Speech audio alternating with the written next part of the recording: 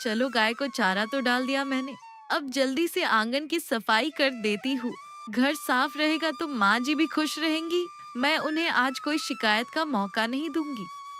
सुबह सुबह मालती आंगन में झाड़ू लगा रही थी। तभी गली की तरफ से गांव की एक औरत गुजरती हुई आई। उसने मालती को देखा और रुक गई। अरे मालती बहन, कैसी हो तुम? घर पर सब कैसे है? सब ठीक हो, है ना? हाँ बहन, मैं ठीक हूँ और भगवान की कृपा से घर पर भी सब ठीक है। औरत के जाते ही मालती की जेठानी कविता बाहर आई। उसने मालती को देखा और तुरंत भड़क गई। अरे ओ मालती, सुबह सुबह यहाँ पंचायत लग रही है क्या? काम छोड़कर औरतों से बतियाने का पूरा समय है, लेकिन घर के काम के लिए नहीं। अभी तक झाड़ू ही लगा रही है। रोज यही तमाशा रहता है। घर में किसी को नाश्ता चाहिए या नहीं, इसकी तुझे कोई फिक्र नहीं है क्या? दीदी, बस आंगन की थोड़ी सी सफाई बाकी है। अनाज भी साफ कर दिया है। मैंने अभी बस अंदर जाकर नाश्ता बनाने ही वाली हूँ। तू रोज यही नाटक करती है। सुबह का सारा समय बर्बाद कर देती है। जब देखो तब कोई ना कोई काम अधूरा। ऐसा लगता है जैसे जानबूझकर हमें भूखा रखना चाहती है। नहीं दीदी, ऐसी कोई बात नहीं है। आप मुझे गलत समझ रही हैं। भला मैं क्यों आप लोगों को जानबूझकर भूखा रखूंगी? इसी बीच मालती और कविता की सास लीलावती बाहर आई। ये सुबह सुबह क्या शोर मचा रखा है तुम दोनों ने? पूरा मोहल्ला सुन रहा है। तुम दोनों को लड़ना ही है तो घर के अंदर लड़ो। यहाँ मोहल्ले में मेरी नाक मत कटवाओ। माँ जी, देखिए ना, सुबह सुबह काम छोड़कर गली की औरतों से बातें कर रही है। ये मालती अभी तक झाड़ू लगा रही है। नाश्ता बनने का कोई ठिकाना नहीं है। अरे, अभी तक झाड़ू ही लगा रही है? दिन चढ़ आया है। काम चोर कहीं की, बहुत फुर्सत है तुझे। घर का काम पड़ा है और तू गपशप कर रही है। माँ जी, बस 2 बातें हुई थी। मैं काम ही कर रही थी। बस थोड़ा सा काम बचा है। अभी अंदर जाकर नाश्ता बना देती हूँ। हर बात का जवाब है तेरे पास। जा, अंदर जा और जो कहा है वो कर। यहाँ खड़ी होकर मेरा मुंह क्या देख रही है? वैसे माँ जी, आज मेरा तो पकोड़े खाने का बहुत मन कर रहा है। बहुत दिन हो गया। कुछ अच्छा सा खाए हुए मालती तो कुछ ढंग का बनाती भी नहीं है। अरे हाँ बहू, आज तो पकौड़े बनने ही चाहिए। रुक जा, पहले नाश्ता कर लेते हैं, फिर इस गरीब की बेटी से पकौड़े भी बनवाएंगे। मालती चुपचाप बिना कुछ कहे अंदर चली गई। उसने चूल्हा जला लिया और नाश्ता बनाना शुरू कर दिया। थोड़ी देर में नाश्ता तैयार हो गया। मालती ने अपनी सास लीलावती और जेठानी कविता को नाश्ता निकाल कर दिया और खुद बैठक में पोछा लगाने लगी। सारा काम करने के बाद मालती नहाकर अपने कमरे में बैठकर नाश्ता खाने लगी। उसने 1-2 निवाला खाया, तभी अचानक लीलावती और कविता उसके कमरे में आ गई। अरे बहू, तुम बाद में नाश्ता कर लेना। अभी जाओ, तुरंत प्याज के स्वादिष्ट पकौड़े बनाओ। आज गांव की औरतें आ रही हैं, सबके लिए बनाना है। ढेर सारे पकौड़े और साथ में हरी चटनी भी। माँ जी, अभी तो आप दोनों ने नाश्ता करा है। मैं अभी नाश्ता खाकर फिर पकौड़े बना दूंगी।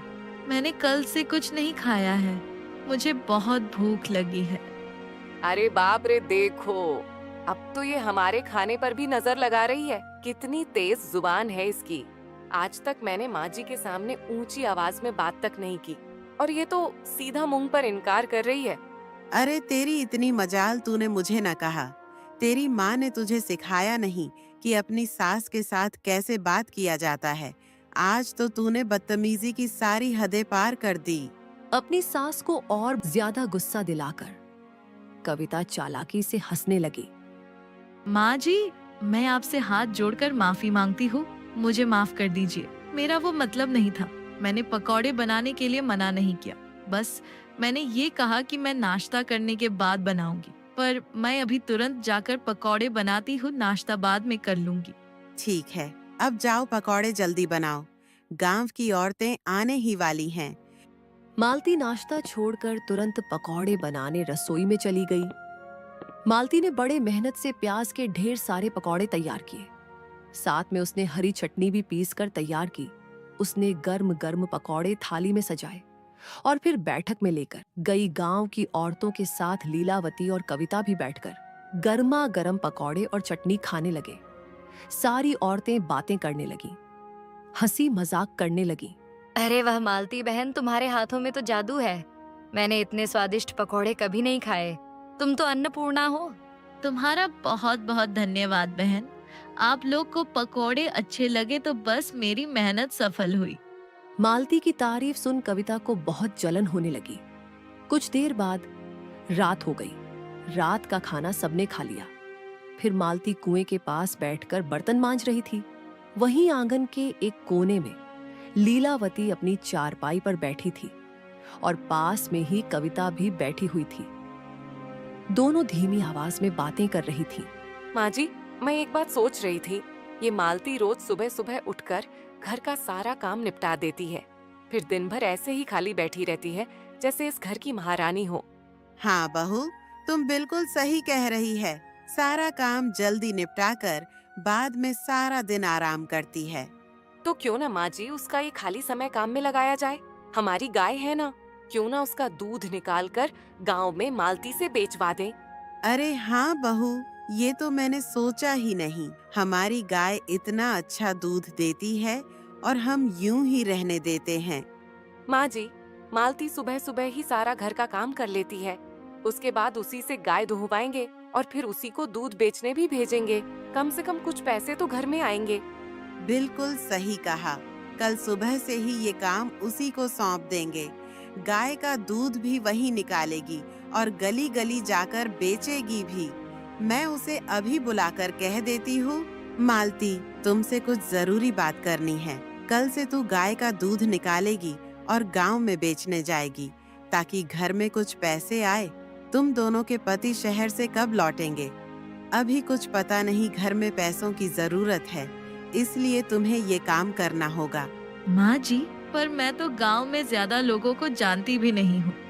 मेरे लिए सारे नए नए घर हैं। मैं कैसे सबके यहाँ जाऊंगी? अरे वाह, अब ये नया बहाना शुरू। दूध बेचने में कौन सी पढ़ाई लगती है? मोहल्ले की औरतों से बतियाना आता है तो अब उनके घर जाकर हमारी गाय का दूध भी बेच ही सकती है तू। हाँ, कोई बहाना नहीं चलेगा। तो ठीक है बहू, तुम कल सवेरे घर का सारा काम निपटाकर गाय का दूध निकालकर बेचने जाना। ठीक है माँ जी, जैसा आप कहें। मैं कल से इस नए काम की शुरुआत करूंगी। हे भगवान, मैंने माँ जी को हाँ तो कह दिया है, पर मुझे थोड़ा डर भी लग रहा है। पता नहीं क्या लिखा है मेरी किस्मत में। अब जल्दी सो जाती हूँ। सुबह जल्दी उठकर सारा काम निपटाना पड़ेगा।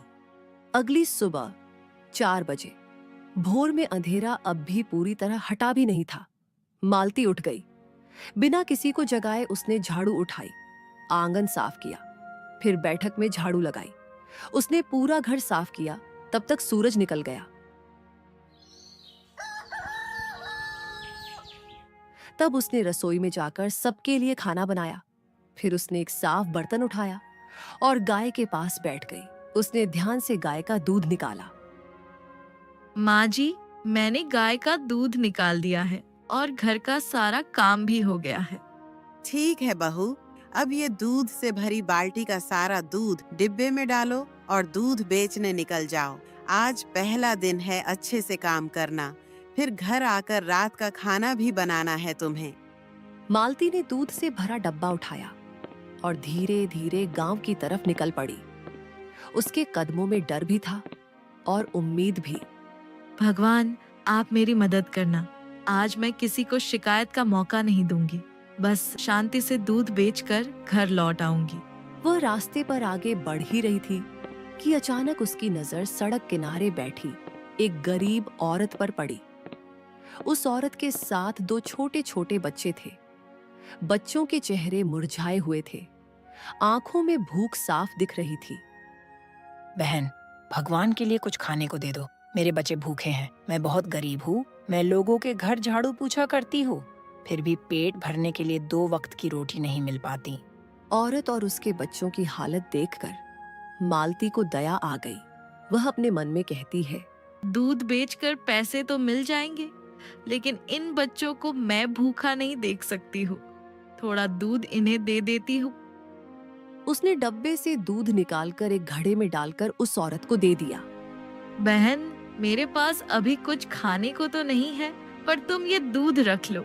अपने बच्चों को पिला देना, उनका थोड़ा बहुत पेट तो भर ही जाएगा। बहन, भगवान तुम्हारा भला करे। तुम्हारे दिए इस दूध से आज मेरे बच्चों का पेट भर जाएगा। तुम्हारा बहुत बहुत धन्यवाद। यह सुनकर मालती के चेहरे पर मुस्कान आ गई। फिर वह वहां से आगे निकल गई। थोड़ी देर में मालती ने कुछ घरों में जाकर दूध बेचा। देखते ही देखते शाम हो गई। अंधेरा छाने लगा। मालती घर लौटी। उसके चेहरे पर थकान थी। फिर भी वह चुपचाप घर के काम में लग गई। अगले दिन फिर सुबह हुई। मालती ने उठकर गाय का दूध निकाला, घर का सारा काम किया। थोड़ी देर में दूध लेकर फिर गांव की तरफ निकल पड़ी। बहन, बहुत ही स्वादिष्ट दूध है तुम्हारी गाय का। इतना अच्छा और स्वादिष्ट दूध गांव में किसी गाय का नहीं है। हाँ बहन, हमारी गाय का दूध बहुत स्वादिष्ट है। तुम्हारा बहुत बहुत धन्यवाद। इतना कहकर मालती आगे निकल गई। उसे फिर वही गरीब औरत दिखी। उन्हें देखकर मालती को फिर दया आ गई। वह अपने मन में कहती है, मैं इन बच्चों को थोड़ा दूध तो दे ही सकती हूँ। अब मैं रोज आकर इन्हें थोड़ा दूध मुफ्त में दे दूंगी। इतना सोचकर मालती ने फिर से मुफ्त में थोड़ा दूध उस औरत को दे दिया। मालती ने फिर कुछ घरों में दूध बेचा। थोड़ी देर में आगे चलते हुए उसे रास्ते में एक बूढ़े बाबा मिले।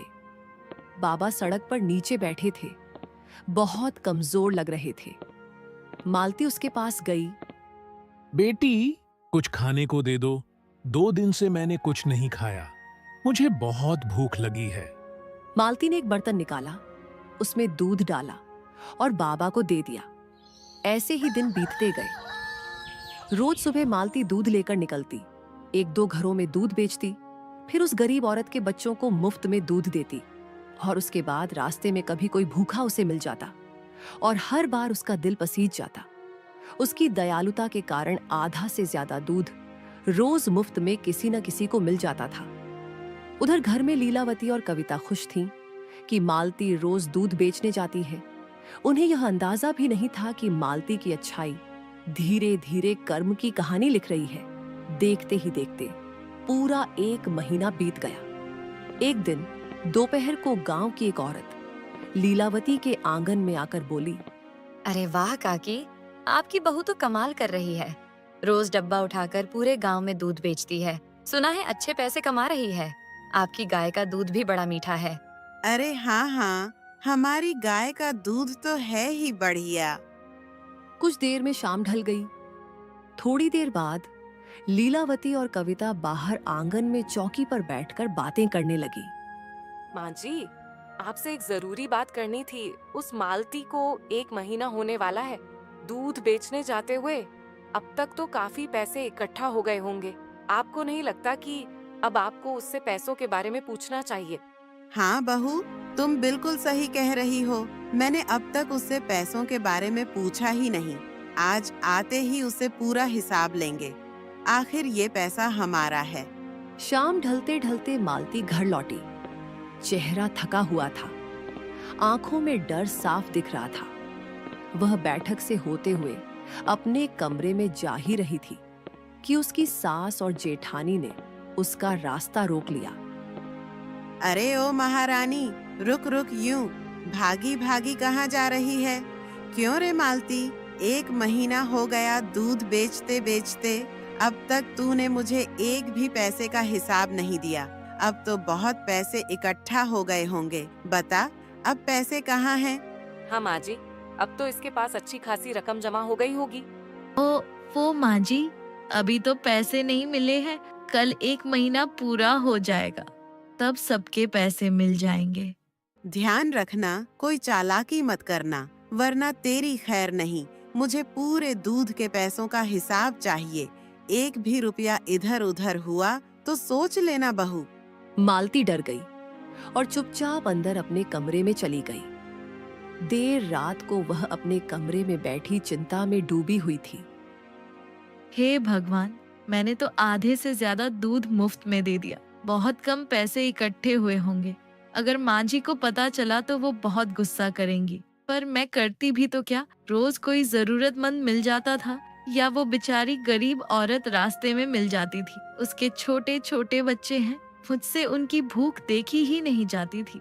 आंखों में आंसू लिए वह डरते डरते सो गई। अगली सुबह मालती ने मन कड़ा किया। आज मैं बस उन बच्चों को थोड़ा दूध दे दूंगी, बाकी और किसी को भी मुफ्त में दूध नहीं दूंगी। आज जितना दूध है सब बेचूंगी। आज माँ जी को पैसों का हिसाब देना है। मालती ने बाल्टी भर के गाय का दूध निकाला। पूरा दिन वह घर घर जाकर दूध बेचती रही। उसकी सास के डर से उसने आज दूध मुफ्त में नहीं दिया, पर आज भी उस औरत के बच्चों के लिए उसने थोड़ा दूध दे ही दिया। शाम होते होते डब्बा खाली हो गया। अब रात हो गई थी। थकी हुई मालती नदी के किनारे जाकर बैठ गई। उसने थैली खोली और पैसे गिनने लगी। हे भगवान, ये तो बहुत कम पैसे इकट्ठा हुए। इन्हें लेकर मैं घर कैसे जाऊं? माँ जी को क्या मुंह दिखाऊं? मुझे बहुत डर लग रहा है। मैंने अपनी बेवकूफी के कारण सब गड़बड़ कर दी। अब भगवान ही जाने मेरा क्या होगा। इधर मालती चिंता में बैठी थी और उधर घर में लीलावती और कविता बेचैन थीं। माँ जी, इतनी रात हो गई पर वो मालती अभी तक घर नहीं आई। आखिर वो इतनी देर तक क्या कर रही है? रोज तो उसे इतनी देरी नहीं होती थी, फिर आज क्यों? आज तो पूरे महीने के पैसे मिलने वाले थे। पता नहीं क्यों वो अभी तक घर नहीं आई है। कहीं वो पैसे लेकर भाग तो नहीं गई। मुझे भी यही लग रहा है। पैसे देखकर उसकी नीयत खराब हो गई होगी। आने दो उसे, आज तो हम उसे छोड़ेंगे नहीं। बस एक बार वो घर तो आ जाए। लीलावती और कविता बहुत गुस्से में मालती का इंतजार कर रहे थे और दूसरी तरफ नदी किनारे बैठी मालती का दिल डर से कांप रहा था। रात बहुत ज्यादा हो चुकी थी। मालती नदी के किनारे बैठी सिसक सिसक कर रो रही थी। हे भगवान, मैंने किसी का बुरा नहीं चाहा, फिर मेरे साथ ही ऐसा क्यों हो रहा है? मैंने तो सोचा ही नहीं था कि रोज आधा दूध मुफ्त में बांटने से मुनाफे के पैसे इतने कम हो जाएंगे। मालती जोर जोर से रो रही थी। तभी अचानक नदी के पानी में हलचल हुई। मालती डरकर खड़ी हो गई। अचानक नदी के अंदर से एक सुंदर जलपरी बाहर आई। उसने चमकदार सुनहरे वस्त्र पहने थे। उसे देखकर मालती की सांस अटक गई। अरे आप कौन हो? क्या आप जलपरी हो? आप यहाँ कैसे आई? हे भगवान, ये क्या हो रहा है? डरो मत मालती, मैं जलपरी हूँ। मैं कोई बुरी शक्ति नहीं हूँ। मैं तो तुम्हारी मदद करने आई हूँ। तुम यहाँ बैठकर बहुत देर से रो रही हो, इसलिए तुम्हारी आवाज सुनकर मुझे आना ही पड़ा। मेरी मदद? पर आप मेरी मदद कैसे कर सकती हो? मालती, तुम बहुत दयावान हो। तुम्हारे अच्छे कर्मों की गूंज नदी तक पहुंची है। मैं जानती हूँ तुम रोज कैसे भूखों की मदद करती हो, कैसे अपने दुख से ज्यादा दूसरों का दुख समझती हो। नहीं, मैं बिल्कुल भी अच्छी नहीं हूँ। मैं तो बहुत बेवकूफ औरत हूँ। अगर मैं अच्छी होती तो मेरी जिंदगी में इतना दर्द क्यों है? मालती, पहले तुम मुझे बताओ, तुम इतनी परेशान क्यों हो?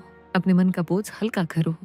मेरी सास और मेरी जेठानी ने मुझे गाय का दूध बेचने भेजा, पर रोज रास्ते में कोई भूखा बच्चा मिल जाता, कोई बूढ़ा सहारे के लिए हाथ फैला देता। मुझसे मना नहीं किया जाता था। इससे ही दिन बीतते गए। मैं रोज आधा दूध मुफ्त में देकर आ जाती थी। अब 1 महीना हो गया है। आज मेरी सास और जेठानी मुझसे पैसे मांगने वाले थे और मेरे पास बहुत कम पैसे ही इकट्ठा हो पाए हैं। अब मुझे समझ नहीं आ रहा है मैं क्या करूं। मालती, तुमने जो किया वो बिल्कुल भी गलत नहीं था।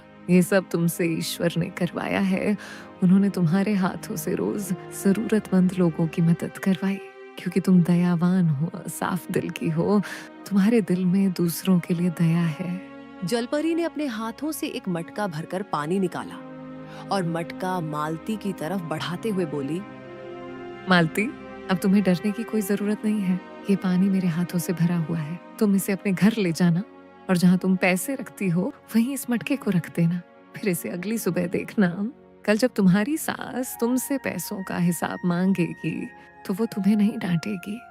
पर इस पानी से क्या होगा? सिर्फ पानी रखने से सब कैसे ठीक हो जाएगा?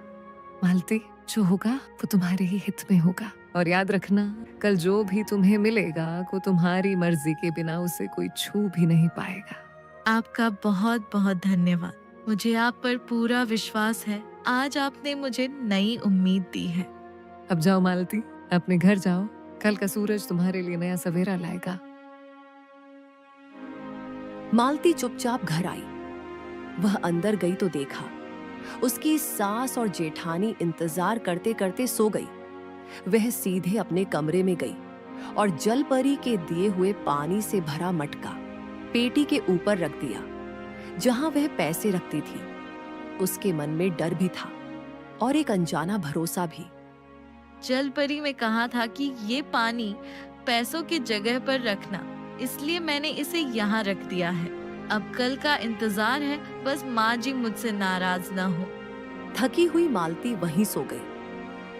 अगली सुबह लीलावती और कविता उठी और तुरंत की गुस्से में मालती के कमरे में गई मालती को चैन से सोता देखकर दोनों का खून खौल गया।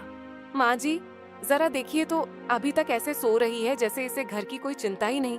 कल पैसे देने थे और इसे कोई फर्क ही नहीं पड़ता। अरे ओ महारानी, उठ रे। आज मैं पैसों का हिसाब लेकर ही दम लूंगी। दोनों ने उसका चादर फेंक दिया और जोर जोर से चिल्लाने लगी। मालती घबराकर उठ बैठी। उसकी आंखों में डर साफ दिख रहा था। क्यों रे, हमारी नींद उड़ा के तू अभी तक चैन से सो रही है? मेरे पैसे कहाँ हैं? जल्दी बता। मुझे माफ कर दीजिए माँ जी, कल घर आने में देरी हो गई। वो पैसे वहाँ उस पेटी में रखे हैं। लीलावती और कविता तेजी से पेटी खोली। जैसे ही पेटी खुली, अंदर का नजारा देखकर तीनों सन्न रह गईं। पेटी के अंदर सोना, चांदी, हीरे, सिक्के और ढेर सारे पैसे थे। हे भगवान, इतना सारा सोना, चांदी, हीरे, अरे वाह, ये सब मेरा है। वाह रे मेरी मालती बहू, तुमने तो कमाल कर दिया। बाप रे, मैंने इतना धन अपनी जिंदगी में कभी नहीं देखा। पर माँ जी, ये कैसे हो सकता है? पक्का इसने चोरी की है, क्योंकि दूध बेचने से इतना पैसा मिलना नामुमकिन है। बात तो सही है तुम्हारी। अरे ओ मालती, सच सच बता, इतना पैसा दूध बेचकर तो नहीं आ सकता। कहीं तूने सच में चोरी तो नहीं की? माँ जी, इसकी शक्ल तो देखिए, इसके चेहरे का रंग बदल गया है। पक्का इसने कुछ तो किया है। माँ जी, मैंने चोरी नहीं की। मैं रोज दूध बेचने जाती थी, लेकिन रास्ते में एक गरीब औरत रोज मुझे दिखती थी। उसके 2 छोटे छोटे बच्चे थे। मुझे उनकी हालत देखकर दया आ जाती थी और मैं रोज मुफ्त में उसे आधा दूध दे आती थी। इसीलिए कल मुझे दूध के हिसाब के पैसे बहुत कम मिले। कल रात मैं डर के मारे नदी के किनारे रो रही थी। तभी एक जलपरी आई। उसने मुझे एक मटके में पानी दिया और कहा कि जहाँ पैसे रखती हूँ वहाँ रख देना। ये सब चमत्कार उसी पानी से हुआ है। माँ जी, अगर जलपरी मालती को मटका दे सकती है तो हमें क्यों नहीं? चलो ना माँ जी, हम भी चलते हैं। सही कह रही हो तुम। अब हम भी नदी के किनारे चलेंगे, रोएंगे, गिड़गिड़ाएंगे, फिर जलपरी हमें भी मटका दे ही देगी। उसी समय तुरंत लीलावती और कविता से नदी के किनारे पहुंची और वहां बैठकर रोने का नाटक करने लगी। वहीं दूसरी तरफ मालती फिर उस गरीब औरत के पास पहुंची। बहन, ये पैसे मैं तुम्हारे लिए लाई हूँ। तुम अब अपने बच्चों को एक नई जिंदगी देना। इन पैसों से एक नई शुरुआत करना और अब से तुम भीख नहीं मांगना, मेहनत करके अपना जीवन चलाना। आपका बहुत बहुत धन्यवाद बहन। आपने मुझ जैसी गरीब को सहारा दिया। भगवान आपको हमेशा खुश रखे। अब से मैं कभी भीख नहीं मांगूंगी, मेहनत करके खाऊंगी। हाय भगवान, हम कितने गरीब हैं। हमारा तो कोई सहारा ही नहीं। हाँ, हमारे पास कुछ भी नहीं है। अगर कोई हमारी मदद कर दे तो बहुत अच्छा होगा। तभी नदी के पानी में हलचल हुई और जलपरी बाहर आई। तुम दोनों कौन हो और क्यों रो रही हो? हम बहुत दुखी हैं। हमारे पास कुछ भी नहीं है। हमें भी आपकी मदद चाहिए। जलपरी जी, हम बहुत गरीब हैं। हमारा कोई नहीं है। कृपा करके आप हमारी थोड़ी मदद कर दीजिए। ठीक है, मैं तुम्हें एक मटका देती हूँ। इसे वहां रखना जहां तुम अपने गहने और पैसे रखती हो और अगली सुबह उसे देखना। लीलावती और कविता खुशी खुशी घर लौटी। दोनों ने अपने कमरे में जाकर मटके को गहनों और पैसों की जगह रख दिया और चैन की नींद सो गई। अगली सुबह दोनों जल्दी उठी और अपने संदूक को खोले। माँ जी, ये क्या हो गया? माँ जी, मेरे सारे गहने सब पत्थर हो गए। उस जल परी ने हमें धोखा दिया, हम बर्बाद हो गए। ये भगवान, उसने हमारे साथ ऐसा क्यों किया? हे भगवान, ये कैसे हो सकता है? मेरे सारे गहने, मेरे सारे पैसे सब पत्थर बन गए। उस जल परी की इतनी मजाल, उसने हमारे साथ इतना गंदा खेल खेला है, उसे तो मैं अब छोड़ूंगी नहीं। दोनों गुस्से में नदी के किनारे पहुंची और जोर जोर से चिल्लाने लगी। अरे ओ जल परी, तेरी इतनी मजाल, तेरी हिम्मत कैसे हुई हमारे साथ इतना बड़ा धोखा करने की? तूने हमारे साथ धोखा किया है। तूने हमारे साथ ऐसा क्यों किया? हमारे गहने पत्थर क्यों बन गए? ये धोखा नहीं, ये तुम्हारे कर्मों का फल है। तुम दोनों लालच में झूठ बोलकर मेरे पास आई थी और अपनी गरीबी का रोना रो रही थी मालती के साथ। तुमने क्या क्या नहीं किया। उससे दिन रात काम करवाया, ताने मारे, भूखा रखा, लेकिन उसके अच्छे कर्मों से तुम्हारे घर में धन आया। तुम दोनों चाहती तो अब से भी मालती के साथ एक नई शुरुआत कर सकती थी, लेकिन तुम दोनों का लालच और भी बढ़ गया। लीलावती और कविता का सिर झुक गया। उन्हें अपनी गलती का एहसास हो गया। इस दुनिया में हर इंसान को उसके कर्मों का फल जरूर मिलता है। दयालुता का फल सुख होता है और लालच का फल विनाश। मालती को धन इसलिए मिला क्योंकि उसका दिल साफ था। लीलावती और कविता ने धन खो दिया क्योंकि उनके दिल में लालच था। इस कहानी से हमें यही सीख मिलती है कि झूठे आंसू कभी भगवान को नहीं बहकाते, लेकिन सच्ची दया हमेशा चमत्कार बन जाती है। जो दूसरों की मदद करता है, ईश्वर खुद उसकी रक्षा करता है।